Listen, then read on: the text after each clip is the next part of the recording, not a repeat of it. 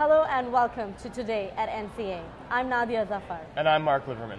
Today we'll take a look at what happened on the first day of the conference and also what's coming later in the day. Yesterday began with a welcome reception for NCA newcomers. It was also a day of panels. Panel discussions included marginalized voices, First Amendment issues, the role of media, and communications theory.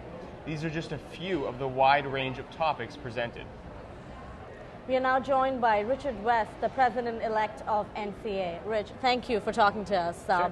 Now, the first day of the conference is well underway, and we are into day 2. What are you next thrilled about? Well, I'm always thrilled about seeing people in the hallway. That's always an exciting thing because I don't see these people often just once a year. So that's always kind of a thrilling thing. But what I'm really trying to figure out next is exactly where our premier speaker events, how they're going to land.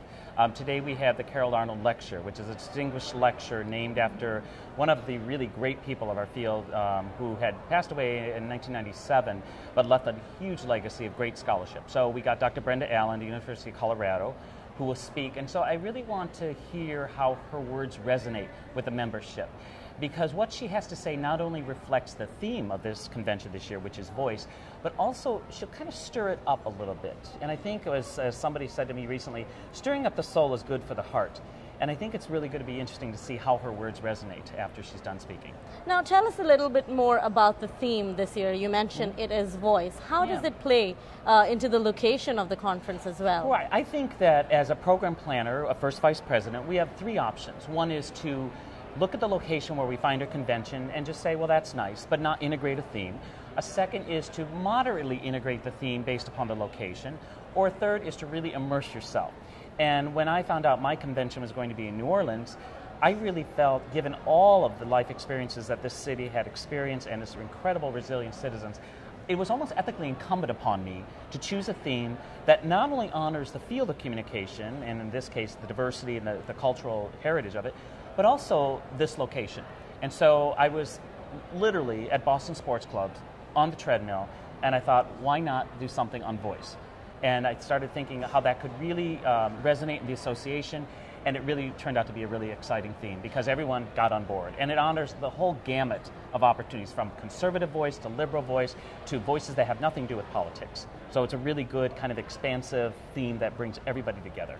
Right, so now we have more days to look forward to in the conference. Yes. So what's in store for us? I think right now I would be looking at some of the programming that has to do with the theme. We had this year did a new initiative which I had a theme committee. These were comprised of 4 people from 4 different kinds of institutions who chose papers that honored the theme. Those are all specifically marked in the convention program, and I'm going to be interested in seeing the response to those, because these are people who, I think it's fair to say, many of whom would have gone outside their comfort zone to talk about how the research relates to a theme. These are many people who have never even considered to publish or to consider to present research that has anything to do with a theme. So they're packaged within a theme, so I'll be curious to see how people respond to that. The other, of course, as we move on into Saturday, which is a very big day, that'll be a presidential address, which is the address by President Lynn Turner, and we'll also have our annual awards. And this year, because I really think the awards should be honored, we have Teaching, Research, and Service Awards. I want to kind of ratchet up that excellence by afterwards having a champagne and dessert reception for everybody afterwards. Well, now that's about the conference. How about the person and the people behind the conference? What kind of time, passion, and commitment has it taken? Well, I have no personal life. I have no life at all. This is pretty much what it's been for 9 months. Oh yeah, I do have a job, and of course I better say that on camera so my dean and vice president know that I did a really good job this year as chair. But the reality is that this consumes so much of your personal time. As I mentioned earlier, I'm on a treadmill at a gym thinking about this convention.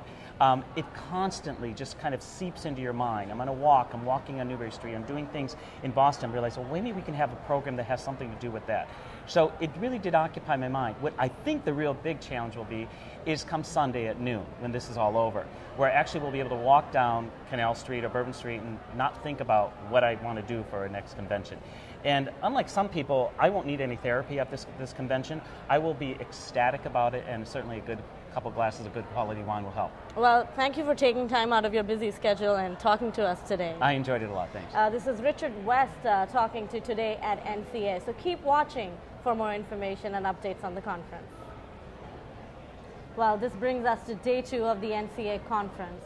There's a lot to choose from. A number of panels are looking at the role of social media. The NCA job fair is later in the day. Also in the lineup, great ideas for teachers. Tonight is the Carol Arnold Distinguished Lecture. NCA set up this lecture in '94 to honor the most accomplished researchers in the field. Brenda J. Allen is this year's speaker.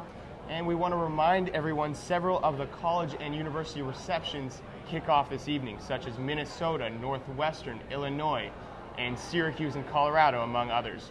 Check the hotel screens for more info.